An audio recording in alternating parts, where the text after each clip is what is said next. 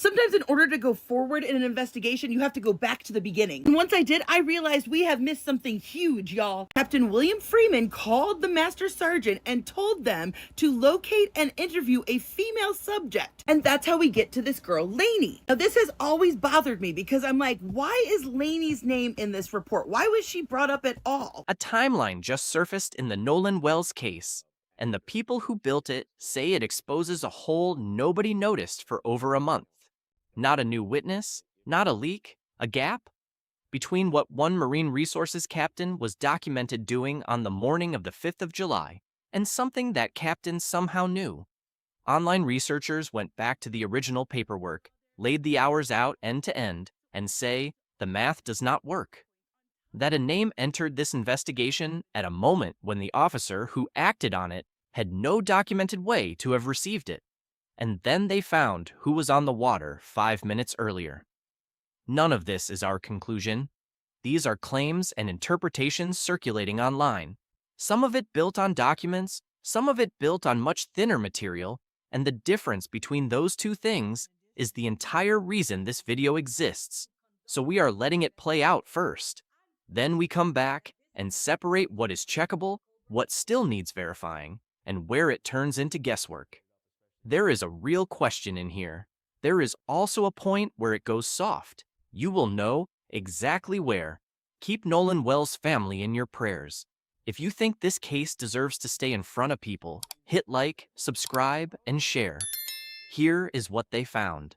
Especially since, according to Lainey, she hadn't seen Nolan in over a year and was on a completely different island, so it never made sense to me. And then it effing hit me. So according to this report, on July 5th at 9 a.m., assistance was requested from Captain Freeman as part of the drone search. Freeman was transported to Horn Island, and at approximately 10 a.m., he tried 3 failed launches. It ended up being a software error, and he was unable to fix it in the field. So then at 10:30, Freeman requests that Smith come out and assist with drone duty. Freeman and another officer went and picked up Smith and transported him to Horn Island. But by 12:40, the first drone finally takes flight. Now, wait a minute. If Freeman was out on Horn Island trying to do this drone launch, had to call in assistance, go and get that person, bring them back to Horn Island, then when the F did he get this information about Lainey? Oh, wait, I have an idea.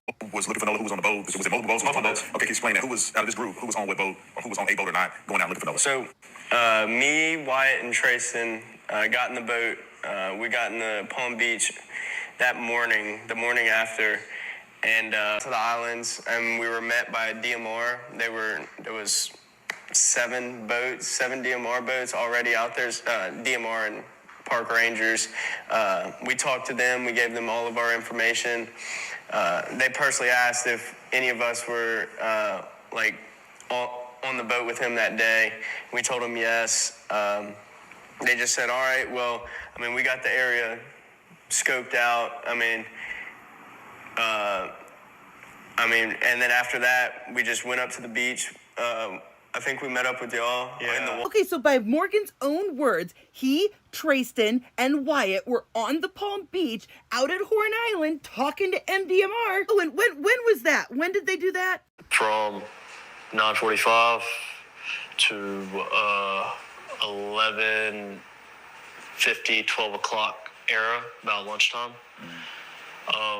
While we were on the water, we talked to a rescue guy. Oh, you were out there until 11:50, you say? You mean 5 minutes before this phone call happened? Does that sound like a coincidence to you? Now, I don't think it's out of the realm of possibility to conclude that they were the ones who gave this information to Captain Bill Freeman. Again, why would they give Lainey's name if she wasn't there in that group that day? Especially when he was supposedly last seen with Katie, whose name again is conveniently absent from any report that we've seen. Now, this is about to get deep, y'all, because I reread the line again, now knowing that the boys were the ones who probably gave this information and not just some random good citizen. Specific wording says, Captain Freeman said to locate and interview a female subject that was possibly involved with the missing person on Horn Island. Possibly involved?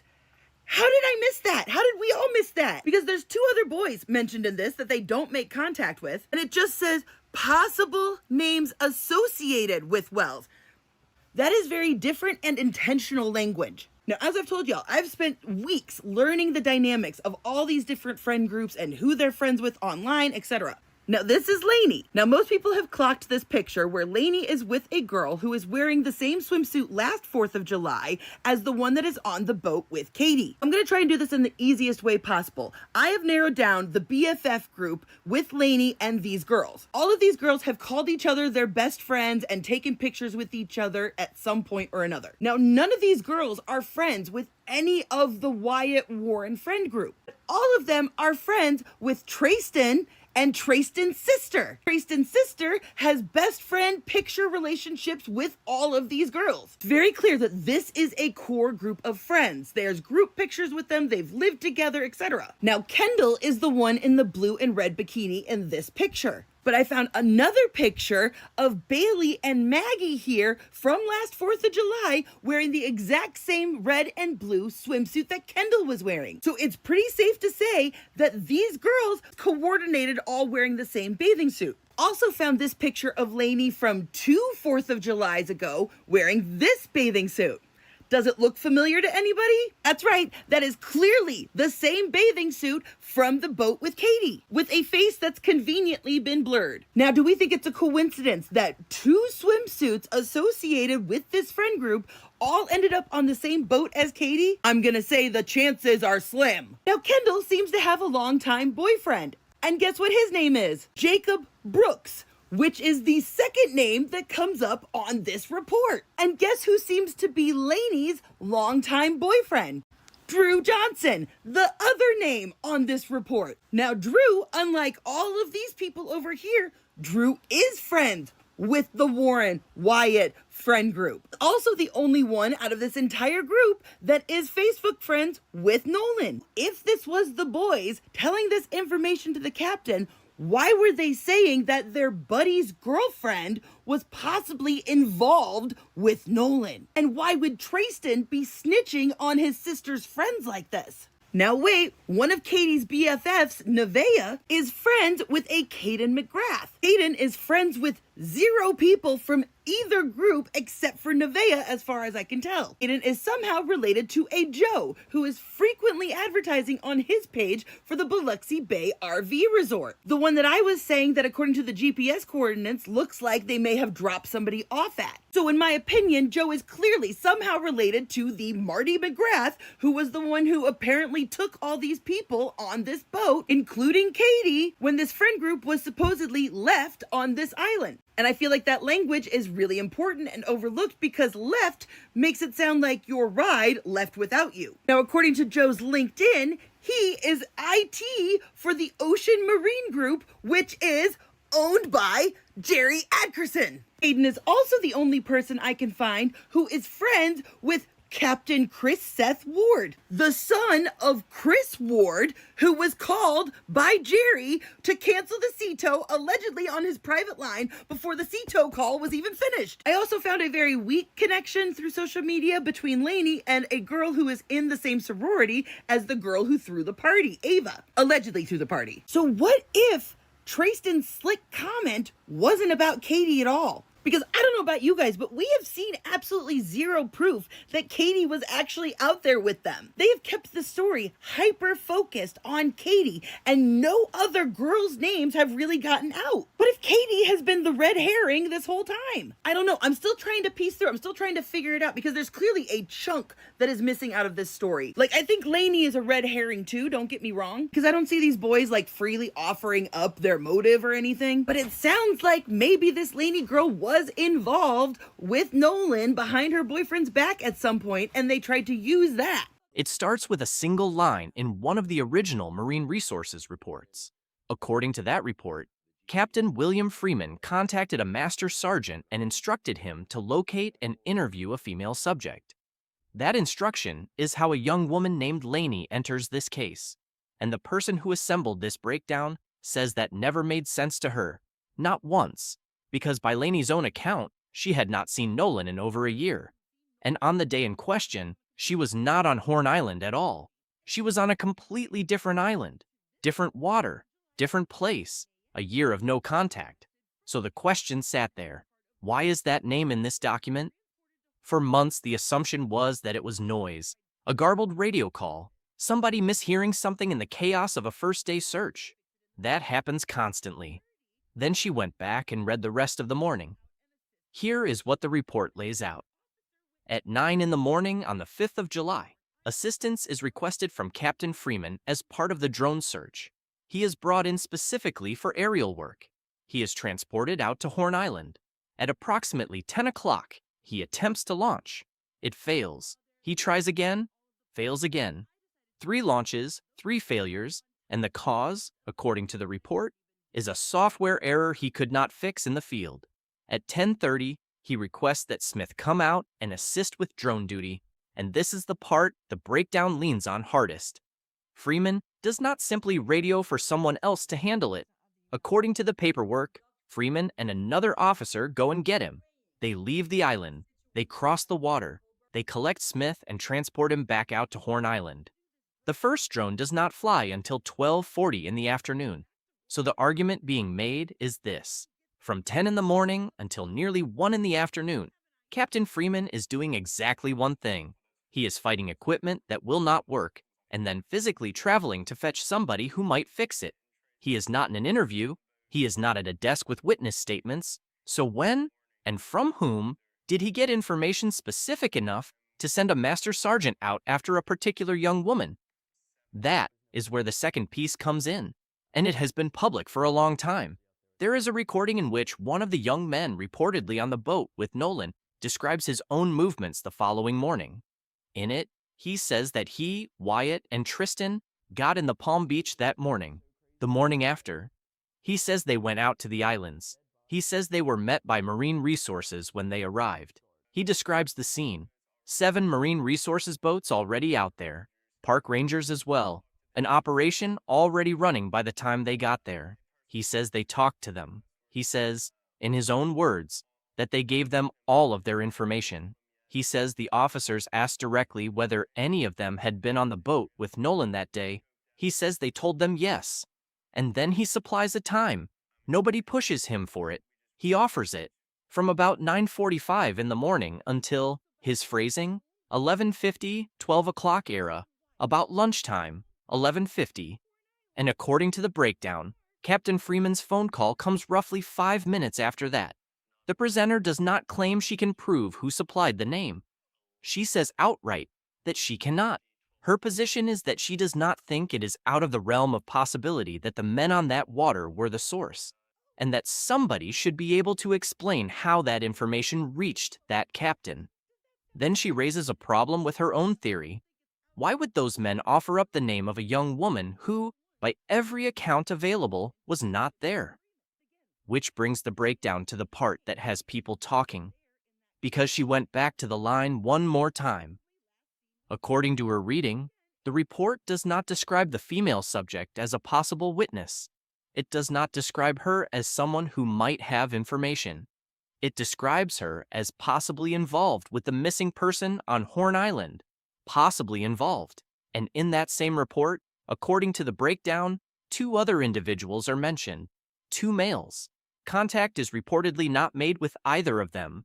They are described differently. Possible names associated with Wells. Associated with, not involved. The argument is that this is deliberate, that agencies do not reach for variety in an incident report, that associated flags a name in someone's orbit, while possibly involved signals something else entirely. On day 1, before the search ended, before any public version of this story existed. From there, the breakdown widens considerably. The presenter says she has spent weeks mapping how these friend groups actually connect to one another, through photographs, through social media, through shared connections and overlapping relationships. She identifies the 2 other names in the report as being linked to that wider circle. She raises questions about a vessel, about where certain people were dropped, about coordinates near a location on the water, and about a call for assistance that was reportedly canceled through a private line before the request had even finished. We are not walking you through that portion here, and we will explain precisely why in a moment. But her conclusion from it is worth stating, because it is the most provocative claim in the whole thing. She points out that Katie, the name this entire case has revolved around in public, reportedly does not appear in any released report at all, and she raises the possibility that the public story has been focused on the wrong person from the beginning. Her words, more or less, what if Katie has been the red herring this whole time? She then says something that most people repeating this have skipped. She says she thinks Lainey may be a red herring too. She says she is still trying to piece it together. She says there is clearly a chunk missing from this story. That is the claim. Now the breakdown. Start with the strongest part, because it genuinely is strong, and it deserves not to be buried under the weaker material attached to it. The core observation is not a theory. It is two existing public records placed side by side. One is an official agency timeline for a named officer with hours attached. The other is a man describing his own morning, voluntarily, with times he supplied himself. Nobody had to interpret either one. No photograph, no follower list, no inference. Two records and an overlap. That makes it checkable. Anyone with the report and the audio can test it themselves. The geography carries more weight than people give it. Horn Island sits off the Mississippi coast in the Gulf. You arrive by boat and you leave by boat. Everyone out there on the 5th of July got there deliberately on a vessel, and that vessel can in principle be accounted for. The population of that morning is finite. That is not speculation. That is just what an island is. Second, if the wording is quoted accurately, the asymmetry in that report is worth asking about. Incident reports are functional documents. Nobody is chasing style. The words describe status. If one person is possibly involved and two others are possible names associated with, someone chose that distinction because inside an agency, those phrases carry different weight. That is a fair question. It stays fair no matter what the answer turns out to be. And third, nobody has answered it. Not the agency, not attorneys, not any of the people reportedly on that water. Through everything this case has been through publicly, this specific question has never been addressed. Not denied, not explained, untouched. Silence proves nothing on its own. People stay quiet for 100 ordinary reasons, most of them involving lawyers. But an unanswered question stays unanswered. Now the other column. And there is more in it than the people sharing this are admitting. Start with the 5 minutes, because the entire headline rests on it. Listen to what he actually said. Not 11:50. He said 11:50, 12 o'clock era, about lunchtime. That is a man estimating casually, well after the fact, when he got off a boat. It is not a timestamp. It is a range with the word era attached to it. So the 5-minute gap is doing enormous work in this story, while resting on a figure the speaker himself hedged twice in the same sentence. If he was off the water at 11:40, or if the call is logged at 12:15, the drama collapses considerably. The overlap does not disappear, but 5 minutes becomes sometime that late morning, and that is a very different video. The exact log time of that call has to come from the document, not from a summary, not from ours. Second, the report wording. Both phrases, word for word, on the screen. Because half this argument lives or dies there. If the actual phrasing is possibly involved with the missing persons group, or if the two males are described some other way elsewhere in the same file, the contrast weakens or vanishes. It may well be exactly as described. It should still never be taken on anyone's paraphrase when the page exists. And now the thing almost nobody in this conversation has raised, which I think is the single biggest hole in the theory. The argument assumes that because Captain Freeman was busy with a drone, he could not have received that information any other way. But he had a radio. He had a phone. He was inside an active multi-agency operation with, by one account, 7 marine resources vessels and park rangers already working the same water. Information moves constantly in an operation like that. A command post takes a call from a family member and relays it. An officer on a different boat conducts an interview and passes it up the chain. A dispatcher hands something across. None of that requires Freeman to be sitting across a table from a witness. He could have been holding a failed drone in one hand and a radio in the other. So he was occupied does not establish he could not have received it. It establishes something narrower. It establishes that the released paperwork gives no documented source for that name. There is an instruction, and there is no stated origin.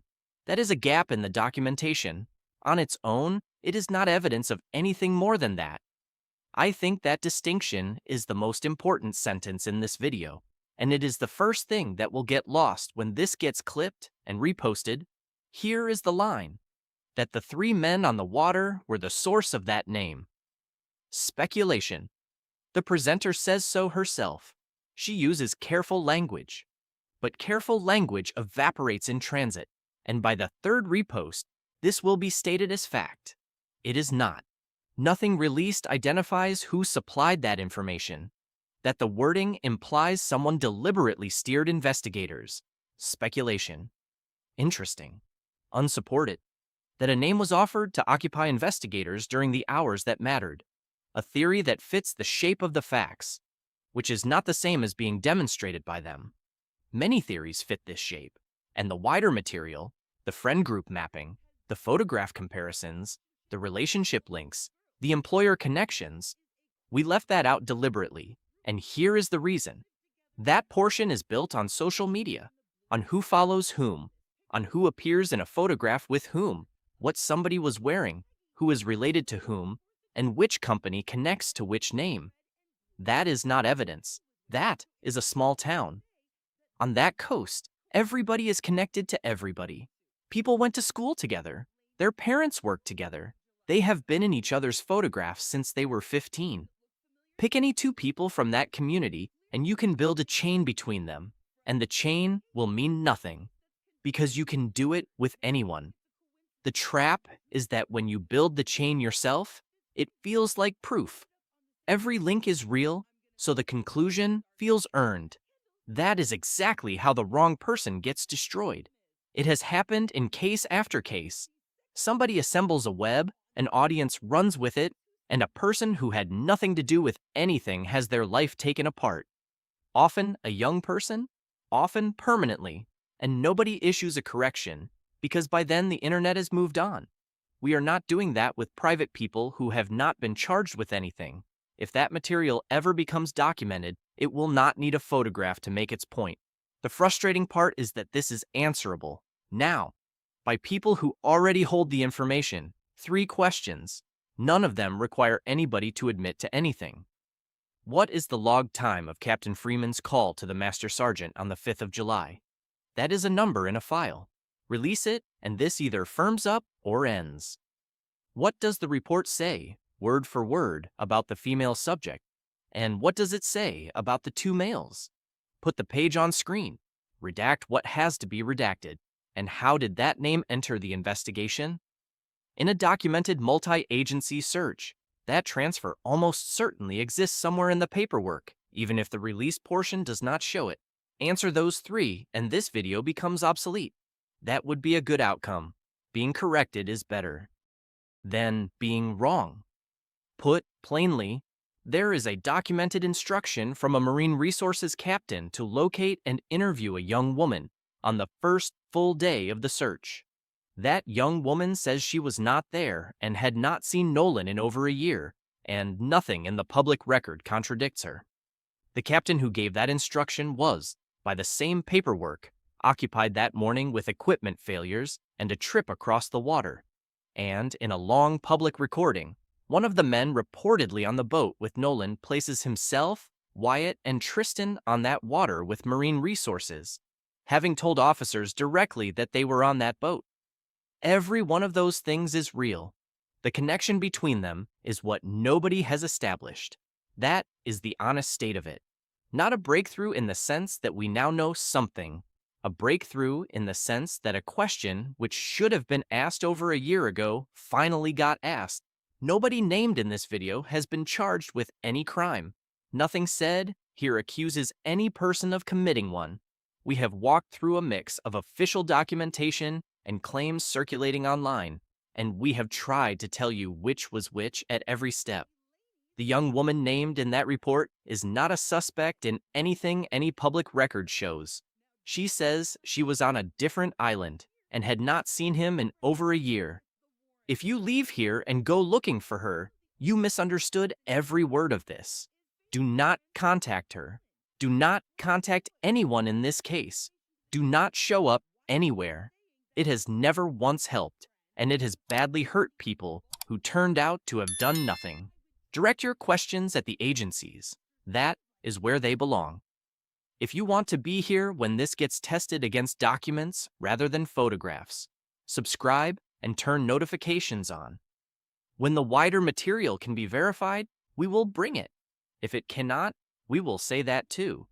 We ask questions, we look at what is actually on the page, and we follow it wherever it goes.